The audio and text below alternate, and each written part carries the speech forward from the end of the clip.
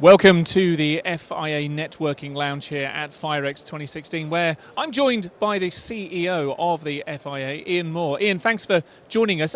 Tell me a bit about the FIA this year, please. FIA is a trade association. We're not-for-profit. Basically, we represent about 700 companies throughout UK, and we're all about representing those companies and raising the bar in professionalism to make sure the public is safe. And if somebody's involved in the industry, they aren't members, what would you say to them to encourage them to become members of the FIA? I think there's a lot of benefits, without a doubt. I mean, the 700 people, as they say, can't be wrong. So a lot of people are seeing the sense in what we're doing. But it also gives a voice to everybody. So however small the company is, 1 to 20 people, they've got an opportunity to get their point of view across, because I represent them at government, UKTI and Home Office level. You were in the House of Commons last week, weren't you? Yes. What were you talking about?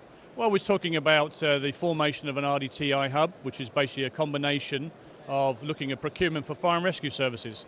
So a joint party between CFO, which is Chief Fire Officers Association, the Fire College in Moreton-le-Marsh, and the FIA because of industry, to make sure we get procurement centralised and testing centralised, so not every single fire and rescue service is doing their own research, development and testing. Saves a lot of money for the fire service, saves a lot of money for industry. So public and private working together very, very well. Sure. No, it makes perfect sense. You were also speaking at FIREX yesterday, weren't you? What were you talking about? This is about a false alarm reduction program with the Scottish Fire and Rescue Service. And what we were looking at, we put a person on a fire engine cab to go out to investigate every time there's a false alarm. Now, we've estimated something like £1 billion worth is lost per year on false alarms. And the Scottish Fire and Rescue Service had 4,000, 40% of their calls as false alarms. So what we've done, instead of them just coming back and saying false alarm, our guy went on and actually analysed exactly what created that. Through those recommendations, which we worked on in joint ventures with many people, predominantly by BRE, put the report together, and 35 recommendations have come out. And we put them all across the board in the fire industry, and we're working on those to improve them. So give me a bit of an insight as to what you can do, what the industry as a whole can do to cut down on these false alarms, because like you say, it's costing a lot of money, a lot of time, and maybe lives as well. It's common sense, the honest sense of it. I mean, one particular example, the manual call point, which is the break glass you see as you leave every single building, you'll see it on the side. They have been inadvertently hit. They can be maliciously hit.